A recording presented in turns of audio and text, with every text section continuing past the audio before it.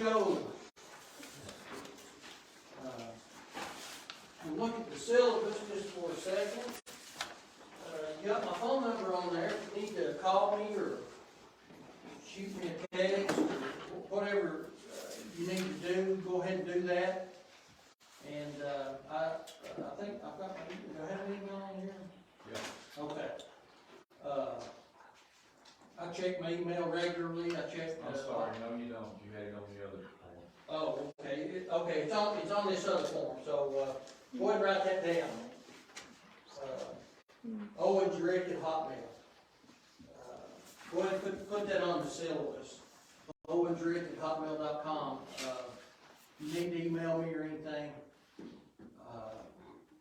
do that. I check my email. Obviously, I've got my phone. Feel free to call me if you have any questions, and I'm going to be available to you for anything that you're going to need,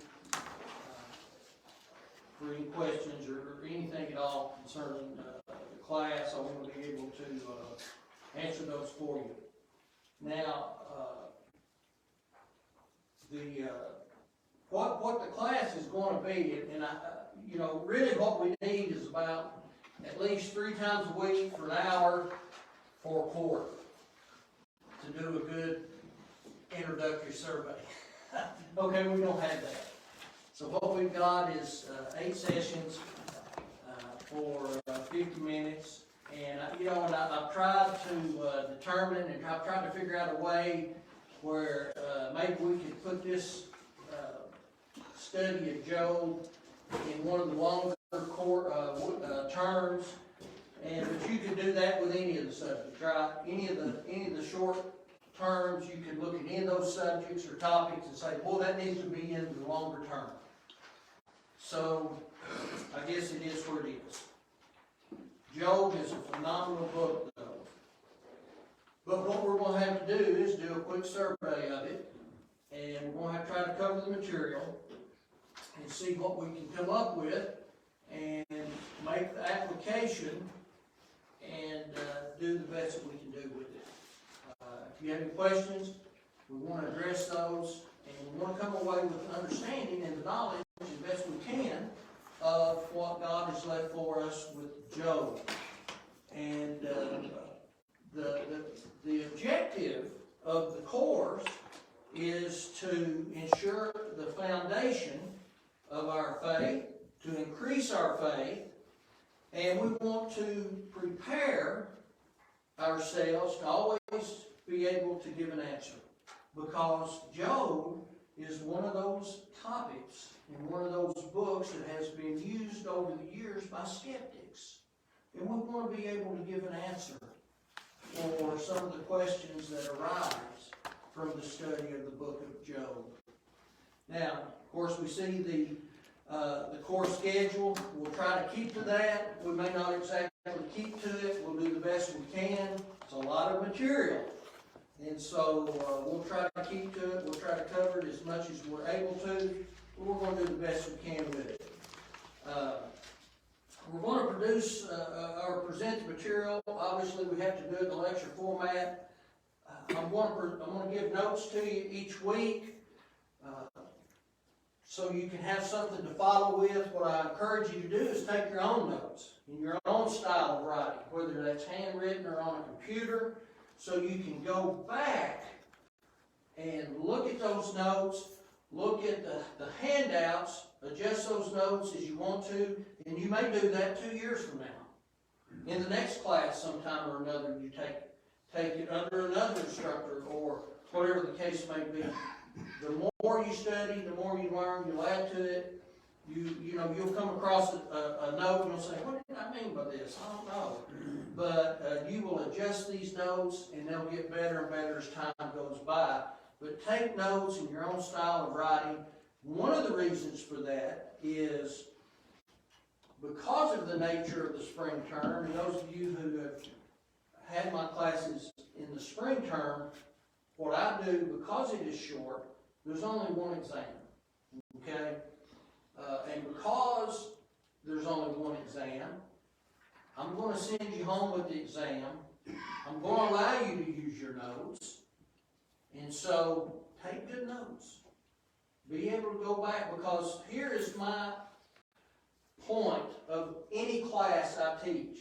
It's not to have a hard class. It's not to see how hard of the class I can make it. It's not to, it's to learn the material, to have it in hand. That's the point. To be able to give an answer, to own our own faith. And so take good notes, understand the material. If you have difficulty with that, let's talk about it. And we want to learn the material together. So I'm going to hand out the exam at the end, and you take that home, you return that exam to me, and then I will get it back to you with your grade. So, do you have any questions concerning the syllabus or the requirements? How many do we have in here taking for credit? Wonderful, wonderful. All right, good deal. Like I say, especially if you're taking for credit, and this goes to anyone, but if you're particularly if you're taking for credit, if you have any questions about the course at all, make sure you call me or ask me while we're in class. We want to make sure that we answer any questions and we understand where we are. All right, now, again, we're going to try to get this material covered.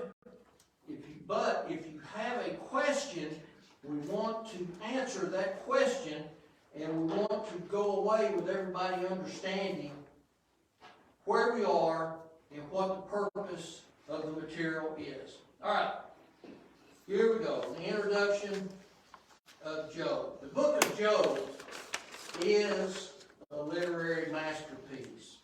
The Lord's church isn't the only people who believe that. That is the understanding of people who are literary scholars.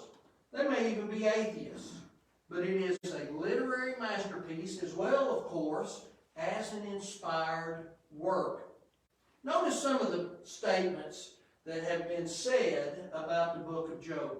Victor Hugo, he said, tomorrow, if all literature was to be destroyed and it was left to me to retain one work only, I should save Job. One of the grandest things ever written, Thomas Carlyle. Philip Schaff said, the book of Job rises like a pyramid in the history of literature, without a predecessor and without a rival. Martin Luther, of course, one of the Reformation leaders, he said it was magnificent and sublime as no other book. Unexcelled in literature, said George Moore. Rick Owens, a Jewish scholar, he said it contains 3 canons of greatness. He said dimension of height, it brings one near to the eternal stars of light. It possesses dimension of breadth, universal qualities joining the whole world as kin. Depth, it goes into the soul of man. Now when we look at Job, as we look at any book that has been placed in the canon of the Bible, we want to look at the marks that place it as inspired, as a part of Revelation. It bears the internal and the external marks of inspiration. Job 19:25.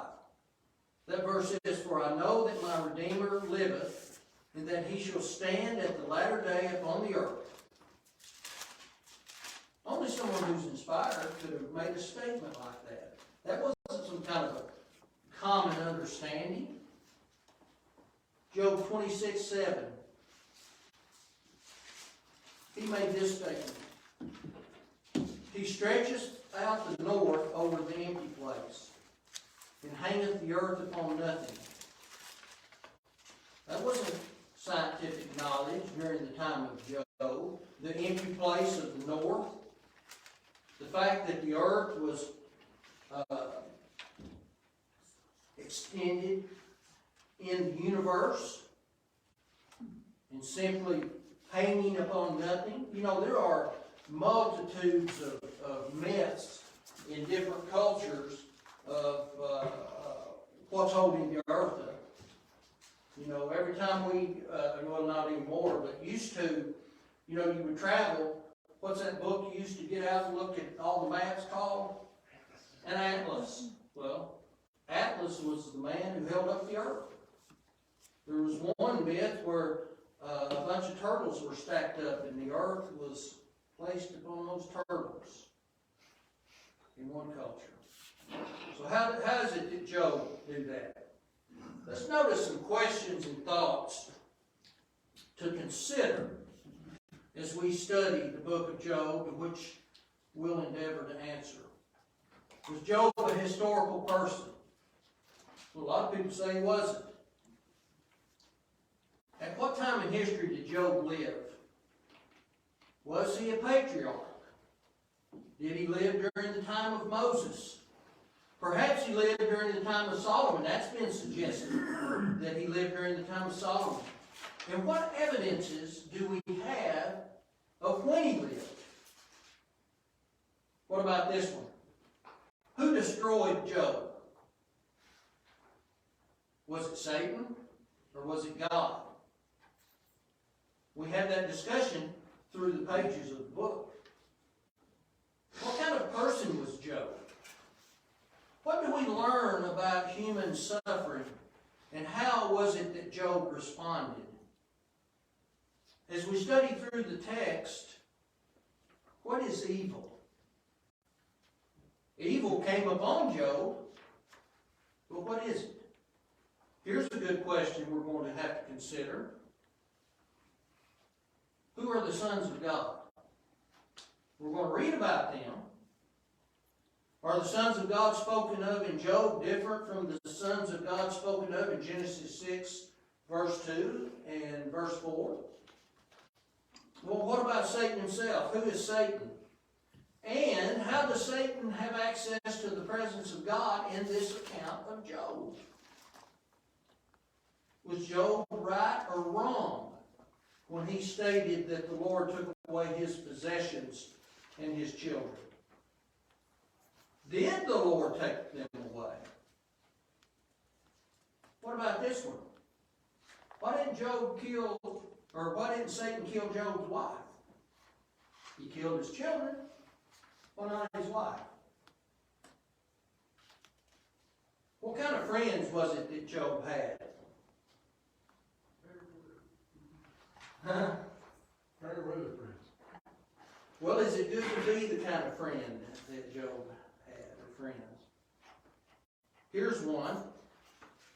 Did Job sin when he wished he had never been born and wished that he could die?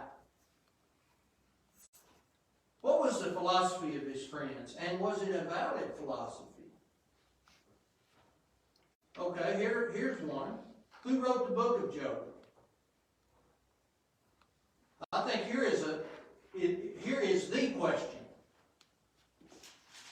Between whom is the battle in the account of Job? Who's waging the war? Is the battle between Job and Satan? Where is us? Where is that place? Who is the greatest sufferer in the book? There's something that we need to understand as we study the book of Job. Job is actually a book of poetry. Well, the first couple chapters is not poetry, and the last couple of chapters is not poetry, but the middle parts is poetry. In fact, Job is a poem of suffering and faith. And it is mostly a book of poetry, and it exemplifies most types of Hebrew parallelism.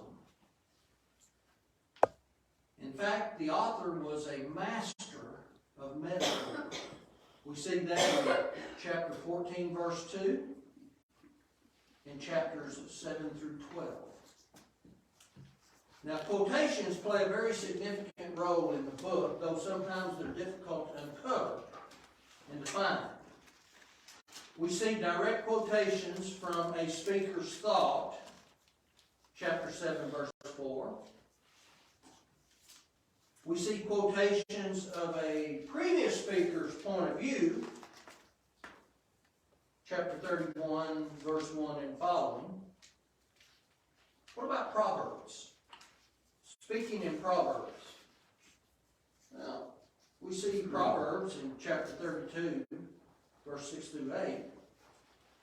But when we look in the literature of Job, it exemplifies almost every type of Old Testament style. You see lamentation, chapter 3. You see complaints, chapter 6 and 7. You see hymns, chapter 9, 4 through 10. We go back to Proverbs, chapter 5, verse 2. And then, of course, the rhetorical question, chapter 4, verse 7.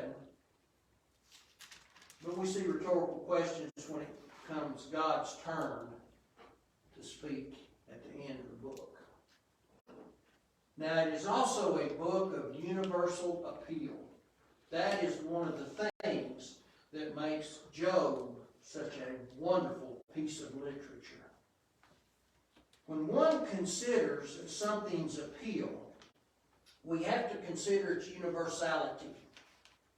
But when you think of universality, you must think of it in terms of people, in terms of time, in terms of place. Okay? Now, we'll develop that as we continue on. Now, the people of this account, we might say characters. I don't like to often use that term character because it almost makes you think of a fairy tale. But as we look at literature, we do see character development. These people will develop. Now, you can develop positively or you can develop negatively. All people develop. No one stays static. Okay? That's true of Christianity.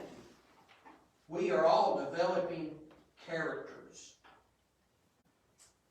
There's a lot of cheap literature in the world. You might call it nickel and dime stuff that has no universal appeal. It doesn't provide anything of a positive nature. It doesn't have any universal theme to it. Okay? They don't have redeeming qualities. A lot of the literature in the world. Now, the Bible is unlike those books. The Bible deals with a universally recurring theme that is of interest to all people, whether they realize it or not. And it is, there are themes that people are interested in, whether they acknowledge it in the front of their minds or not. For instance, where did I originate? How many people ask the question, from where did I come? People have been pondering that question from almost the beginning of time.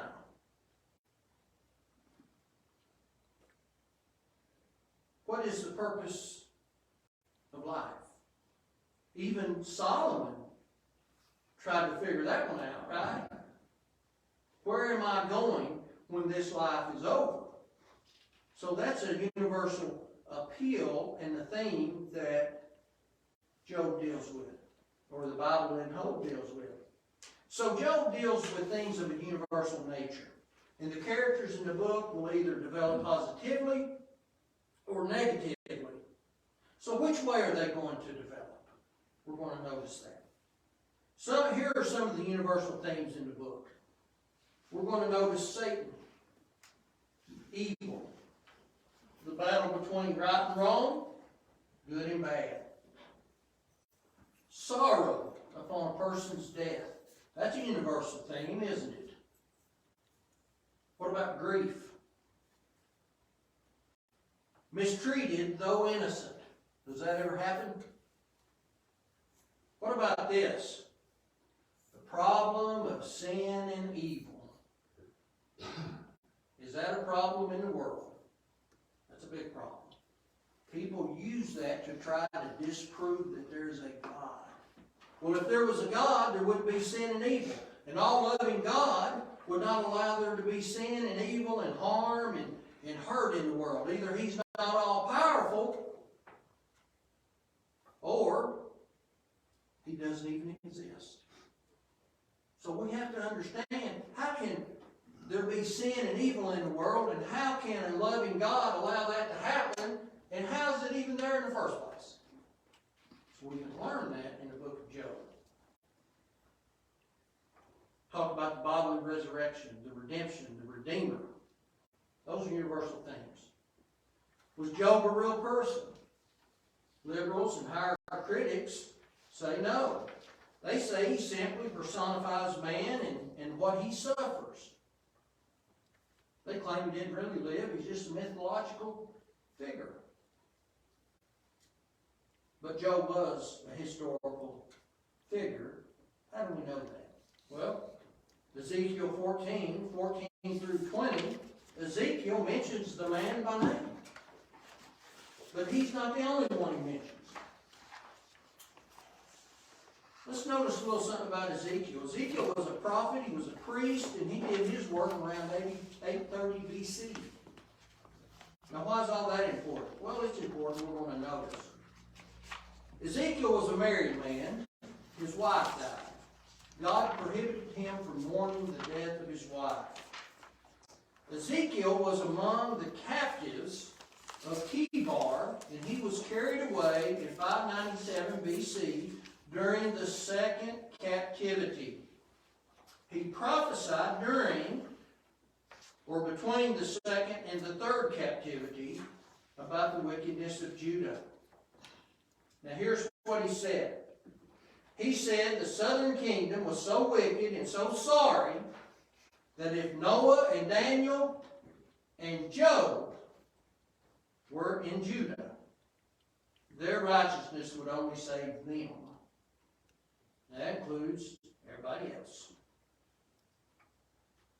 Is Noah a historical figure? I don't know people who say he isn't, unless just the most progressive. So we see Noah in Genesis 6 through 8. We see Noah in 1 Peter 3. We see Noah in 1 Peter 2 verse 5. And of course Matthew 24, where the Lord talks about Noah. Daniel, he was a historical figure. And in fact, in 605 BC, Nebuchadnezzar took the royal seed, of whom Daniel was one, carried them off into captivity, and he was alive when Ezekiel said what he said. Daniel lived until around 533 BC at least. So he was alive in contemporary with Ezekiel. If Job was a myth, he would not have been grouped with Daniel and Noah. Ezekiel knows better than that, doesn't he? Sure he does. So all three are historical people. What about this? If we want to understand the Lord, we need to understand Job. We learn about the Lord through learning about Job. Here's what James wrote, James 5, verse 11. Behold, we count them happy which endure. You've heard of the patience of Job, and have seen the end of the Lord, that the Lord is very pitiful and tender of mercy. That pitiful means full of pity toward people. The book shows the end of the Lord. The book of Job demonstrates the end of the Lord. He is full of pity, and he is full of mercy. If one cannot see the pity and mercy of God in Job, then he's missed the point of the entire book. The book isn't about Job. It's more about God than it is about Job.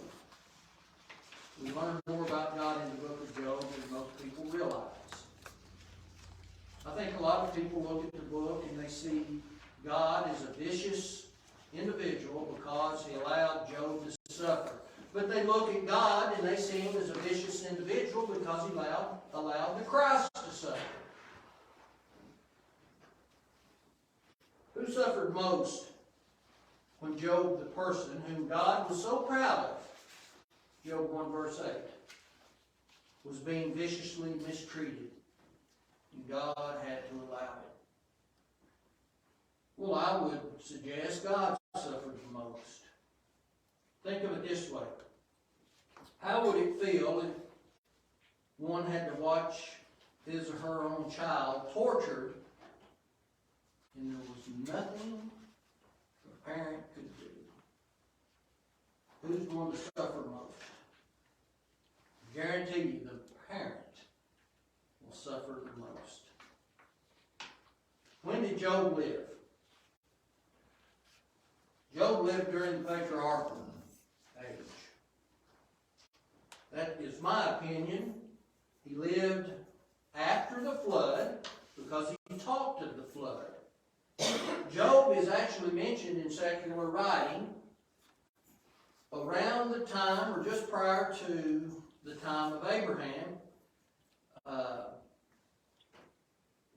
He is mentioned on some Egyptian excavation tablets around the time of 1400 BC. Not that that's the time he lived, that's the time the tablets are found, and the time he is mentioned on those tablets.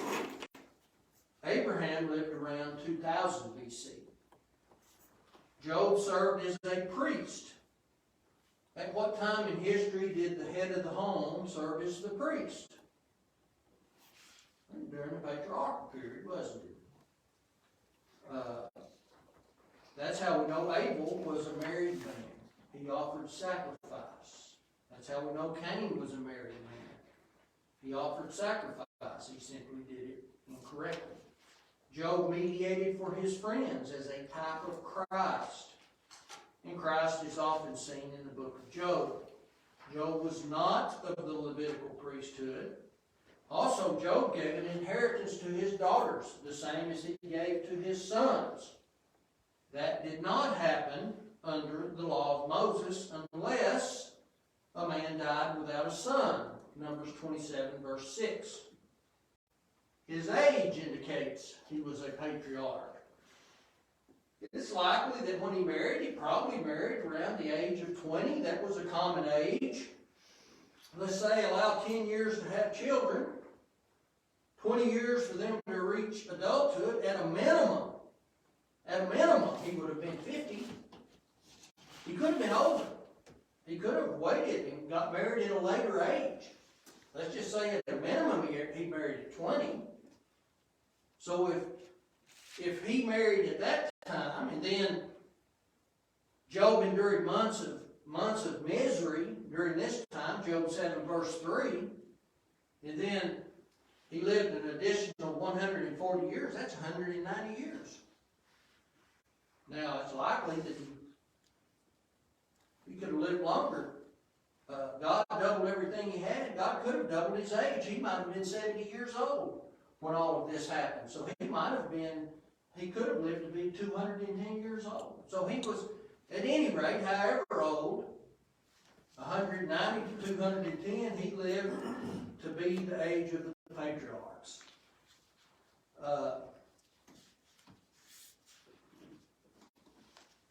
Job likely lived 2,000 years before Christ.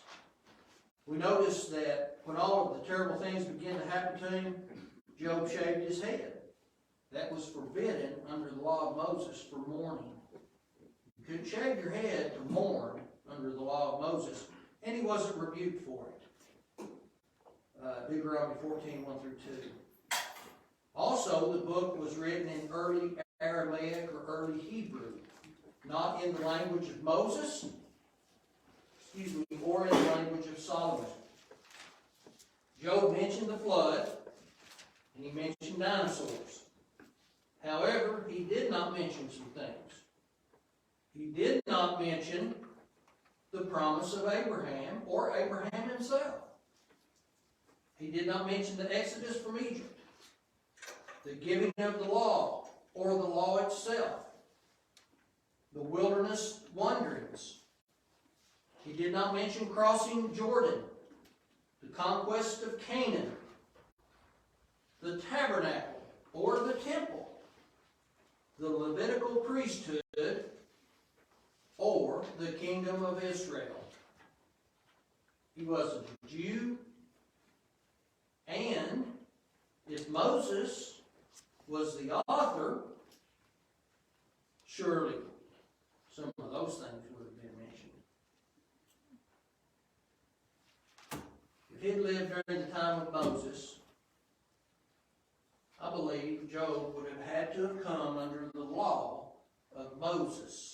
Hebrews 9:22. I think after a change of the law, the Gentile had to come under the law to be saved. We do read about those who traveled along with the Jews in the wilderness in Leviticus 17:18, but what we don't read about is any Gentile offering sacrifices for the remission of sins after the giving of the law of Moses. Proselytes were not called strangers. Strangers were uncircumcised Gentiles, and that was the case, but they still had provision for them under the law. So what is this book about? I think it is about the problem of human suffering. It's about evil. It's about the nature of God. It's about the worthiness of God. But if we want to get right down to it, if we want to understand exactly what the issue is God worthy of worship because He's God? That was the reason for the battle, in my opinion. So when did Job live? It seems to me Job lived sometime just prior to Abraham, around Genesis 10 or 11. God would not have left Himself without witness between the time of Noah and Abraham. Acts 14:17. Any comments, questions? I've heard it said that the book of Job is probably the first book in the Uh, chronological order. I would agree with that. I think Job is the oldest book in the Bible. I think it's older than the Pentateuch, not information-wise, because obviously Genesis goes all the way back to creation. I think it was the first book written. I think it's the oldest book. Obviously Moses recorded the history of the beginning of the world. But I think Job is the oldest book in the Bible, in my opinion. Anything else? Comments, questions? That's a lot of information, I know. All right, let's look at chapter 1. Job and his family. The account begins this way. There was a man whose name was Job. Right off the bat, the book begins without making a case, trying to defend, come up with a reason to try to get us to believe that there was a man named Job. It just simply tells us and states the fact there was a man. He lived in a place. His name was Job. Period. Very similar to Genesis chapter 1. In the beginning, God. Period. The land in which Job lived was Uz. Very likely that's east of the Jordan in the Palestine area. Now, it would have been the type of location where he could pasture his animals. He had a large herd of animals and livestock.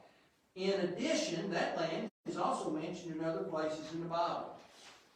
Jeremiah 25:20, Lamentations 4:21. Now, How is Job described? He's described as perfect and upright, and one who feared God and eschewed evil. So what does God intend by those adjectives describing Job? After all, Job admitted to sin in his life, 7:20, 13:26, and 14:16. So what does that mean for us? He was perfect and upright. Well, it certainly doesn't mean sinlessly perfect. What that means is complete. He was complete in God. He was a righteous man. He was upright. He eschewed, or he turned away from evil. He followed God after his. He followed God with a full heart of love. His fear of God means a reverential respect for God. He wanted to do what was right. And that was his whole purpose. It's much like what Solomon said in Ecclesiastes 13. The whole of man is to fear God and what? Keep his commandments. And I think that was the way Job lived his life. And so, Job had 7 sons, 3 daughters. Having a sizable family was valued by the ancient world, though often viewed negatively by the modern world. In fact, some nations penalize couples who have more than the maximum number of allowed children. What does God think about children? Psalm 127, 3-5. God sees children as a blessing. I can recall when my wife and I had started out, and, we just had 4 children. You would have thought we had 25 children. We would go places and people would look and they could not believe that we had 4 children. You thought we were the Waltons or something, And we would go somewhere and they would be sitting there, and not that we had perfect children or anything, they were children. But, they weren't burning the building down. When we would go somewhere, and they'd say, we just cannot believe that. How do you get them to behave like that? I said, I just tell them to behave. And they do it. And, people think that it's some kind of, something's wrong with you. You have more than a child or 2. God thinks it's a blessing to have children. Job offered sacrifices for his children, didn't he? Verses 4 and 5. Like any parent under that system would do, what the parents under our system do. We pray for our children, don't we? Why? Because we love them. We want them to get to heaven. That family was a close-knit family. He was concerned for their spiritual welfare, just as any parent would be. Now, he didn't know of any sin that they had committed, but he knew of the possibility of committing sin. And so he wanted to make sure he was doing his part in helping to guide his children to heaven.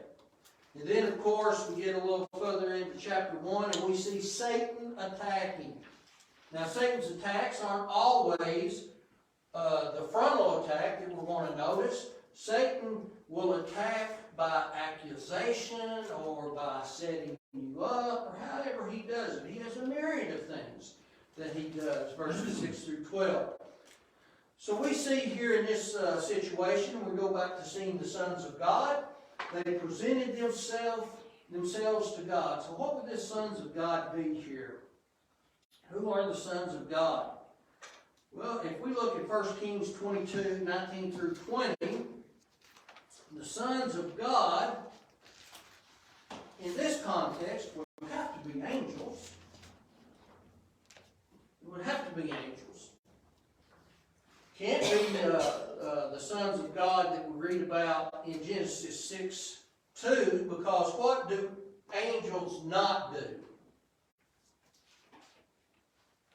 In Genesis chapter 6, verse 2, the sons of God were marrying the daughters of men. Angels do not marry, nor are they given in marriage. So, the sons of God in Genesis chapter 6 were just men. Now, are men ever called the sons of God? Other than in Genesis chapter 6. Well, sure, what was Adam called? When we look at the genealogy of Jesus, and it's tracking from Jesus all the way back, and Adam, who was the Son of God. So, Adam was the Son of God. We are the children of God. And so, when we look at, in this situation, we're seeing the sons of God, Job 38 verse 7, and the sons of God, when they made a joyful noise at the creation, no people had even been created at that point. So we're talking about angels. Satan was required to present himself before God in verse 7. So, there's a lot about this scenario that we're not ever going to know, but whatever the case is, Satan is in subjection to God. He can do only what God has allowed him to do. And whatever that is, he is still in subjection. So he has had to present himself before God. And so God asked him a question. Satan, what have you been doing? Did God not know what Satan had been doing? I mean, he's God. So why would he have to ask a question? Yeah, right, there's already a question. He already knew what he was doing. It's the same thing that happened in the garden. Adam, where art thou? God knew where Adam was, but Adam needed to know where Adam was, didn't he? It's get your mind going. God was turning the situation to the subject of where it needed to be. So, Satan, what did Satan tell him he had been doing? Walking here about on earth. Going to and fro. What does that sound like? That sounds an awful lot like 1 Peter 5:8. That's the exact description Peter gave. He's like a roaring lion, walking about, seeking who he may devour. So what had Satan been doing walking to and fro? Looking for victims. Looking for victims. So, as this was going on, God gives a description of Job. And that's really when the attack begins. The great accuser goes to work. So what he did, he accused Job of being selfish, didn't he? So you think Job worships you and he serves you for non-selfish reasons? Well, look what you've given him. Well, I'd serve you too if you treated me like that. You know, it's kind of like when my girls were little and I went over to visit my dad and I went downstairs his bedroom. I said, is that the same bed they're jumping on I wasn't allowed to jump on? I said, man, if you treated me this way, I'd still be living here. He said, that's why you're not still living here. You know? And so Satan is saying, you know, boy, if you treated, no wonder he's serving you. You know what that means? God, you're not worthy of worship. Nothing about you is worthy of worship.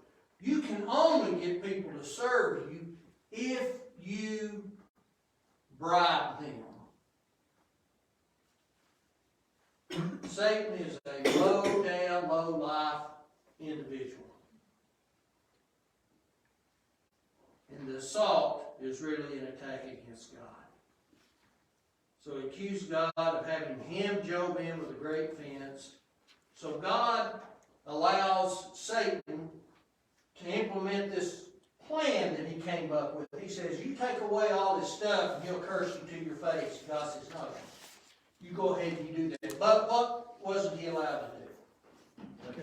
Don't touch him. Do not physically touch him. Okay, he wouldn't do it. So Job loses all of his property and his children through the end of the chapter. So it begins off, his children are over at the house of the eldest. Then it immediately goes to the ox and the ass were stolen, the asses were stolen. All the servants were killed. One escapes. He goes and tells Job. As that servant was speaking, another servant comes and says, Now wait a minute, lightning or fire came down from heaven, killed all the sheep, killed all the shepherds. Before Job could even process what had happened to the oxen and the donkeys, some even worse happens. You see what Satan's doing? Now he's not only taking away all of, and especially female donkeys were prized possession. Now he's taking away the sheep. Now what do they use sheep for? Sacrifice. Satan's trying to keep him from worshiping. He's got him when he's low, and he said, I'm going to keep you from worshiping. He kills all the sheep, kills all the shepherds, one servant escapes. Before he can even finish that thought, someone else comes up. He says, the Chaldeans show up. They steal all your donkey, or all your camels. Now the Chaldeans were known as wonderful horsemen. They rolled in there, and they rustled all of these camels away. 3,000. Well, you see Satan's just bam, bam, bam, bam. Before he can even finish that, he's not even being able to process everything. Another servant comes, he says, bad news. All your children have been killed. The storm came, knocked the house down, no one survived. One terrible thing right after the other. What did Job do? He rose, that means he took action. He tore his outer garment. He sat in ashes. He fell down before God and he began to worship. And in all of this, what did he not do? He did not sin. He did not curse God. And in fact, Satan failed in his first attack.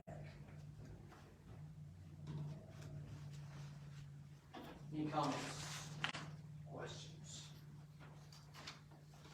All right. Well, we're going to end right there. It looks like I can't see it. I don't have glasses on. Yeah, we're right there. Okay.